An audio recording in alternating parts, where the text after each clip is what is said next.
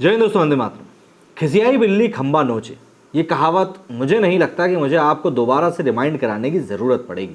दरअसल जब कोई व्यक्ति को अपनी हार सुनिश्चित तौर पर अपनी आंखों के सामने दिखाई देने लगती है तो कई बार ऐसा होता है कि उसकी जो शब्दावली होती है वो इस प्रकार से एक विभत्सक रूप ले लेती है कि उसको सुनने में ही आपको समझ में आने लगता है कि यार इस बंदे का तो हो गया। कुछ ऐसा ही यार इस समय कांग्रेस का भी है। भारत जोड़ो यात्रा को इतने जोर शोर से कंप्लीट करने के बावजूद भी नॉर्थ ईस्ट के चुनाव से जो नतीजे निकलकर सामने आए, उनकी बौखलाहट राहुल गांधी अब लंदन में जाकर दिखा रहे हैं, भारत के बारे में रोज नई नई बुराइयां करके। ऐसा लगता है कि जब इंसान को इतना ही बुरा लग रहा हो ना किसी देश में, तो उसको दूसरे ही देश में जाकर बस जाना चाहिए। लेकिन राहुल गांधी अपने मन मस्तिष्क में बिठाकर बैठे हुए हैं कि भारत का उद्धार तो सिर्फ वही कर सकते हैं। भाई अब उनको कौन समझाए कि गांधी सरनेम हो जाने से सब कुछ नहीं हो जाता। खैर, इस चीज में उनका साथ दे रहे हैं उन्हीं की पार्टी के प्रवक्ता सुप्रिया जी की बातें इन दिनों सोशल मीडिया पर जमकर चल रही हैं। दरअसल उनकी बातें चल रही हैं उनके किसी अच्छे काम के लिए नहीं, बल्कि इस प्रकार की शब्दावली का वो इस्तेमाल करती हैं किसी भी न्यूज़ शो में अपनी बात को दोहराते समय, उसके कारण उनकी चर्चाएं ज़्यादा चल रही हैं। इस वीडियो में हम लोग कुछ ऐसी ही वार्तालाप के बारे में बात करने वाले हैं और फिर देखेंगे ट्विटर पर लोग किस तरीके से सुप्रिया जी का इस्तेमाल कर रहे हैं। कांग्रेस के नेता देश विरोधी बयान देने के साथ ही असभ्य भाषा का प्रयोग करने के लिए भी जाने जाते हैं। इस सूची में सुप्रिया श्रीनाथे का नाम भी अब शामिल हो चुका है। पत्रकारिता छोड़कर आधिकारिक तौर पर कांग्रेस में शामिल होने के बाद से सुप्रिया श्रीनेथ समय समय पर असभ्य भाषा का प्रयोग करती रहती है। दरअसल सुप्रिया जी का एक वीडियो इस समय सोशल मीडिया पर तेजी से वायरल हो रहा है। इस वीडियो में इंडिया टीवी के कार्यकारी संपादक सौरभ शर्मा सुप्रिया से सवाल कर रहे हैं। सौरभ का सवाल राहुल गांधी द्वारा भारत के आंतरिक मामलों में विदेशी हस्तक्षेप की मांग को लेकर था। शर्मा के सवाल का जवाब देने के बजाय सुप्रिया ने कहा कि सौरभ शर्मा, आपकी असहमति से मुझे फर्क नहीं पड़ता।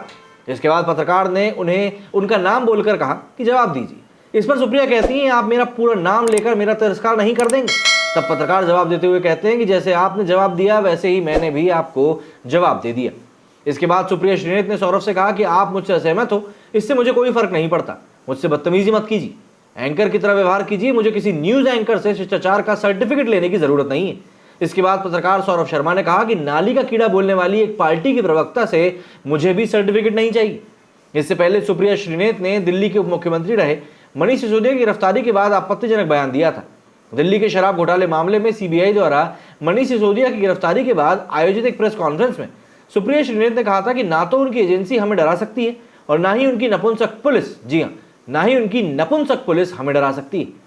इसी तरह मई 2021 की बात करें तो आज तक चैनल पर एक डिबेट के दौरान भाजपा प्रवक्ता संबित पात्रा के खिलाफ बोलते हुए सुप्रिया श्रीनेथ ने भाषाई मर्यादा को लांघ दिया था। उन्होंने कहा था कि तुम दो कौड़ी के नाली के कीड़े हो, अरे चुप हो जा नाली के कीड़े, चुप हो जा, अरे नाली के कीड़े चुप। इस तरीके से संबित पात्रा को उन्होंने नाली के कीड़े कहकर संबोधित किया था।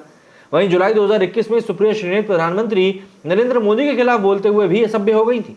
दरअसल कांग्रेस प्रवक्ता सुप्रिया ने कहा था कि प्रधानमंत्री नरेंद्र मोदी पेगासस स्पाईवेयर का उपयोग करके ना अपनी पार्टी की महिलाओं का न जाने क्या देखना चाहते हैं। इसी तरह न्यूज 18 में चल रही डिबेट के दौरान सुप्रिया ने कहा था कि स्मृति ईरानी और वसुंधरा राजे के फोन पर सरकार क्यों निगरानी नहीं कर रही है।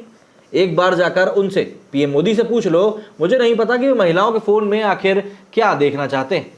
इस पर प्रतिक्रिया देते हुए संबित पात्रा ने सुप्रिया को फटकार लगाते हुए कहा, एक महिला होने के बावजूद आप इस तरह की घटिया टिप्पणी कैसे कर सकती हैं?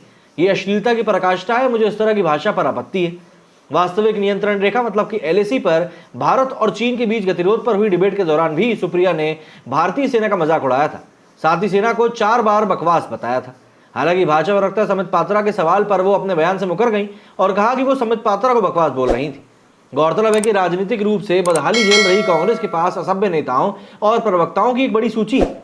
सुप्रिया श्रीनेथ से पहले रेणुका चौधरी का नाम इस सूची में पहले स्थान पर होता था। हालांकि अब उन्हें पछाड़ते हुए असभ्य प्रवक्ताओं की सूची में सुप्रिया शिखर पर पहुंच गई हैं। रेणुका चौधरी की बात करें, जून 2022 में अपनी असभ्यता की बानगी पेश करी थी। दरअसल प्रवर्तन निदेशालय ने राहुल गांधी को समन भेजा था। इसको लेकर कांग्रेस पार्टी विरोध प्रदर्शन कर रही थी। इसी दौरान रेणुका चौधरी ने एक सब इंस्पेक्टर का कॉलर तक पकड़ लिया था। जाहिर सी बात है, इस समय सुप्रिया जी को लेकर काफी विरोधाभास सोशल मीडिया पर भी देखने के लिए मिल रहा है। लोग तरह तरह की उनको मतलब जो भी उनकी क्लिपिंग इस समय सोशल मीडिया पर मौजूद हैं, उनको वायरल करते हुए उनकी बातों के ऊपर ही सवाल उठा रही हैं कि आखिर भैया ये एक प्रवक्ता होने के नाते इस प्रकार की घटिया भाषा का इस्तेमाल कैसे कर सकते हैं। अब भाई देखिए, हमारे देश में अक्सर ही लोग इस तरह की बातें करते हैं कि भाई इनको ऐसे नहीं बोलना चाहिए, लेकिन यदि आप कहीं जनप्रतिनिधि के तौर पर बैठे हुए हो तब आपको ऐसे नहीं बोलना चाहिए। हम चलें ट्विटर की तरफ, तो ये वो वीडियो है जिसमें कि ये पूरा वाक्या हुआ था। Female version of Sanjay Raut gets schooled. यहाँ पर एंकर ने किस तरीके से इनको पाठ पढ़ाया था वो पूरा बताया गया है। इसी के ऊपर अगर हम कमेंट्स की बात करें तो इन्होंने लिखा है कांग्रेस की गान तो उसके प्रवक्ताओं ने, अच्छा सॉरी ये गाली वाली भैया गलत बात है। इसके आगे लवशुदा लिखते हैं कि ऐसी भाषा की वजह से ही इन लोगों का ये हाल है। कांग्रेसियों से ये बात अभी तक समझ में नहीं आई। इनको लगता है कि अगर ये पहले एंकर थी इसलिए किसी भी पत्रकार को बोलने नहीं देगी। इसको पता नहीं कि अब वो किसी पार्टी के प्रवक्ता है, इसलिए उसे अब प्रवक्ता के हैसियत से चपाट लगाई जाएगी। एंकर टू हर, तू नारी नहीं पिशाचनी है। डोंट टेल मी लिखा है खुद एंकर थी और लोगों को सर्टिफिकेट बांटती थी मैडम जी। हिंदी की ऐसी की तैसी कर रखी है मैडम राउत ने। हाँ ये कर लो पहले। सुधांशु त्रिवेदी जी भी लाइक, वो शांति से कोने में बैठे हुए थे और कुछ नहीं। इतनी बेशरम है वो कि शर्म भी शर्म से मर जाती है। ठग लाइव सौरभ शर्मा, इसकी और महुआ की बहुत पटती है। बिल्कुल आसान नहीं है कांग्रेसी बनना, धूप का दरिया है। और भगवान क्या क्या लिख देते हैं लोग यार। कौन है ये गंदी सरकार, good anchor, well done, she wants to prove that she is the biggest. अरे भैया क्या क्या लिख देते हैं लोग। जवाब नहीं हो तो नौटंकी करो, पप्पू डिप्लोमेसी टैक्टिक्स 101। तुमको नीचा दिखा देगी ये। Now it's your turn to stoop low than this. Oh God how intra irritated woman she is. बाप रे। तो इस तरीके के भैया रिएक्शंस जो हैं अब इनके ऊपर निकल कर सामने आ रहे हैं और पब्लिक साफ तौर पर यही बोल रही है कि मैडम इस तरह की भाषा का उपयोग आपको नहीं करना चाहिए था। खैर जो भी हो, इस समय तो बातें काफ़ी हद तक बढ़ चुकी हैं और लोगों को समझ में ये नहीं आ रहा है कि बातें इतनी बढ़ कैसे गई। दरअसल पिछले कुछ समय में राहुल गांधी ने जिस तरीके से विदेशों में जाकर भारत को लेकर एक स्टैंड लिया है नेगेटिव, वो लोगों को समझ में नहीं आ रहा है कि ये स्टैंड वो क्यों ले रहे हैं।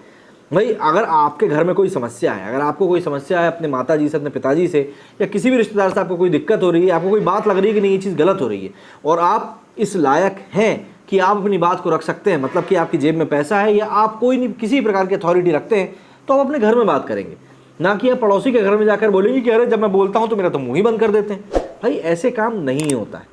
आपको अपनी बात अपने घर में रखनी पड़ेगी। पड़ोसी आपकी बात सुनेगा, आपकी बात सुन के चटखारे लेगा और फिर 2 लोगों को और बताएगा कि बताओ जरा इनकी तो इनके घर में ही ऐसी की तैसी हुई पड़ी।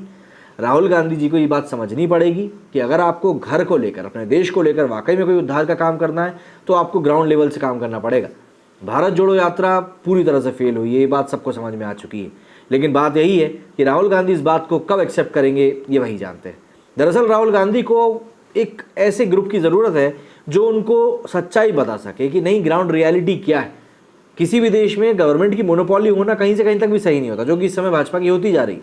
लेकिन अगर उस मोनोपोली को ख़त्म करना है तो एकमात्र राष्ट्रीय पार्टी इस समय वैकल्प के रूप में कांग्रेस ही मौजूद है और राहुल गांधी तो भैया कतई रूप से उनके लीडर बनकर उसको कांग्रेस को जिता नहीं सकते।